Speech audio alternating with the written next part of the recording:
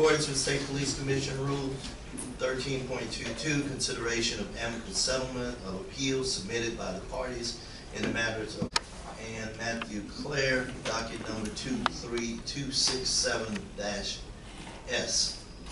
Do you have any? Okay, go ahead. Master Trooper Mathew Clair. On January 18th, 2023, Trooper Clair received a letter from Colonel Lamar Davis notifying him of a suspension without pay and allowances for 40 hours. He timely appealed that suspension time.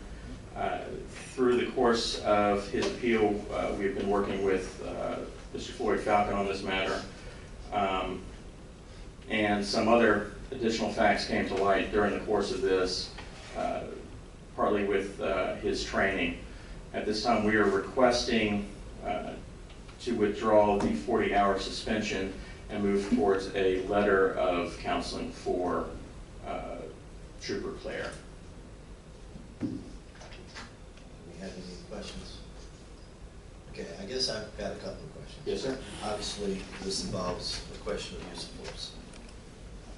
This commission has had to deal with use of force issues significantly in the past. This was put on the agenda 2 days ago. Yes, sir. Raises concern for me that we're being asked, without a whole lot of information, to approve a settlement relative to a claim of use of force. Can you give me any more details that might justify that? Yes. So, just describing the matter in a little bit more detail, Master Trooper Clair pulled over an individual for a DWI. Well, I had the opportunity to read. Okay, okay. But I mean, you said something about training issues came up. So tell me what you've learned since then that might justify this. So Master Trooper Clair has been trained in the monodoc system. That system uses force sparingly, but uses force to try to calm down a situation. In this instance, he slapped an individual that was approaching him in a prison or a corrections officer, and that was his way of bringing down the situation. The current training that is put in place right now is called SSGT, which is standardized self-defense and grappling techniques. It's less strikes to an individual and more getting control of them and forcing them into a position where they can't hurt anybody.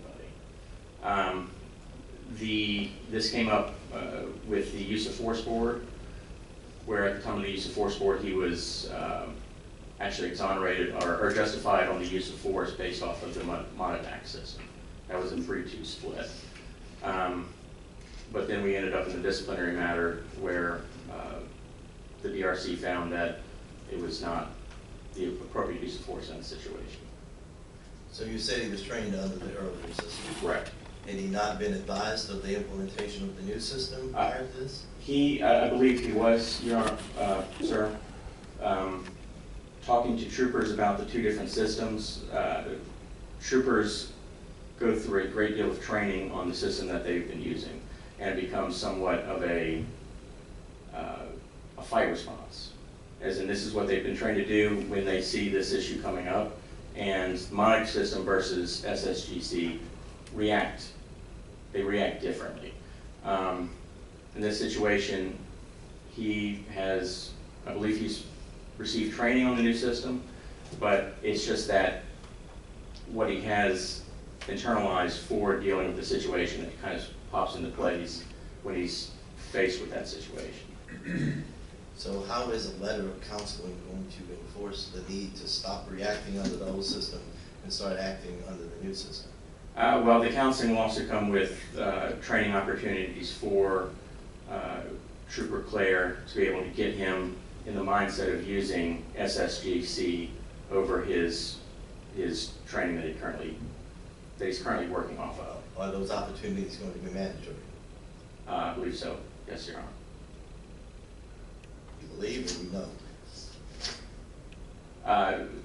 Colonel Hodges is focused on training, whatever is required for his troopers to do what they need to do out in the field. He's going to make sure it happens. Well, I can only speak for myself, but I certainly would like some assurance that it's going to be mandatory as opposed to optional relative to that. Yes, sir. So I'm taking what you're saying that that's going to be the case. Yes, sir. Anybody? And the department's position, even earlier on, through the use of force board, was that the use of force was appropriate? Yes. So the use of force board it was a five-panel board. 3 of the panel members found that it was just justified use of force. 2 of them did not. Because of that split, they went on to the colonel for review. And you said the subject excuse me, approached Trooper Clair. That was an aggressive approach that required him to address the approach to not be attacked. Is that, it wasn't just an approach. He wasn't walking up to, excuse me, the trooper. It was correct. So just to clarify, prior to this, Trooper Clair had held restraint because he was the only one that was involved with the individual throughout the breathalyzer, the intoxilizer, all that. The circumstances changed here where the person was still acting aggressive at the prison, and there is a prison guard right next to the trooper. So when he approached, he was approaching both of them.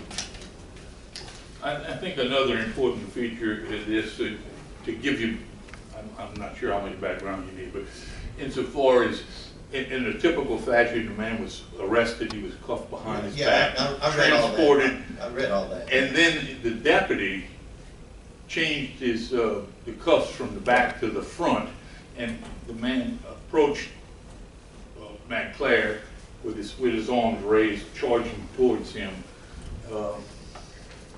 So I think that was a substantial. If you're assuming this is use of force and he's cuffed at the back, I think that would be a very significant factor. But that was not the case.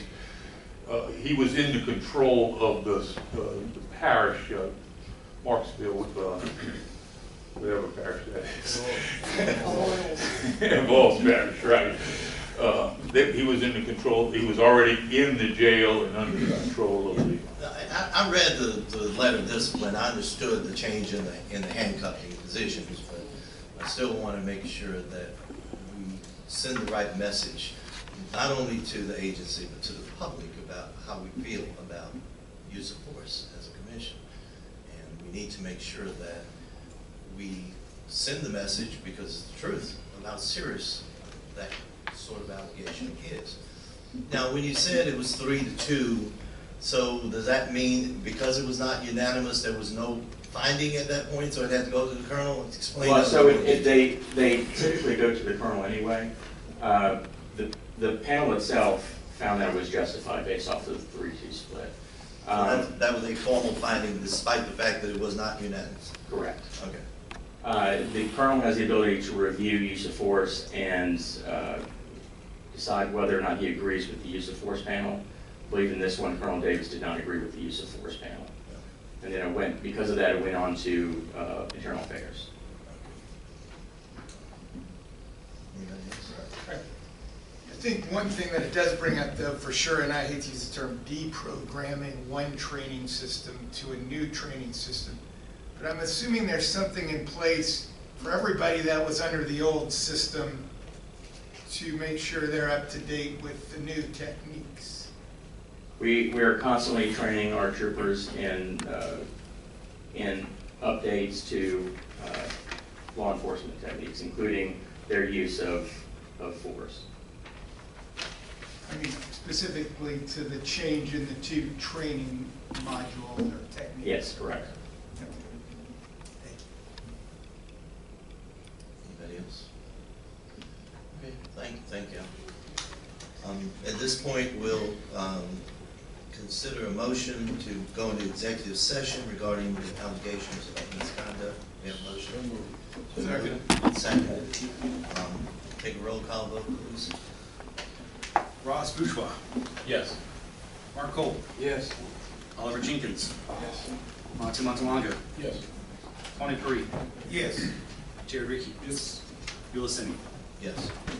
Motions relative to the settlement proposed in the Mathew Clair matter. Second. Moved and seconded to approve the settlement. Any discussions?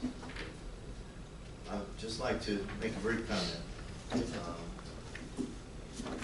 I have concerns about any time there's an allegation of excessive use of force. I understand the explanation that you gave and the assurances that you gave relative to not only ensuring additional training for this particular trooper, but that y'all are pushing the training relative to your other troopers, because I understand the system is still used by some agencies, but that's not the system that's being used by this agency. Correct. And the troopers in this agency need to stick to the system in this agency, unless this agency makes a decision to change systems again. Okay, and I'm not advocating that, by the way, but there is a need to make sure there's adequate training so that we don't have these knee-jerk, I call it a knee-jerk reaction, and so that we don't have to deal with these issues going forward. So my expectation, only speaking for me, is that whatever needs to be done to instill additional training will be done by the agency to ensure that there is compliance with this agency's methods of operation. Yes, sir. Because that's what this commission is most interested in enforcing. I'm not saying that I'm taking an opposition to the approval of the settlement, but I do want to express that concern, and also was expressed by Commissioner Jenkins as well. So let's just make sure we move forward in the right directions. Yes, sir. All in favor? Aye. Any opposed? The ayes have it.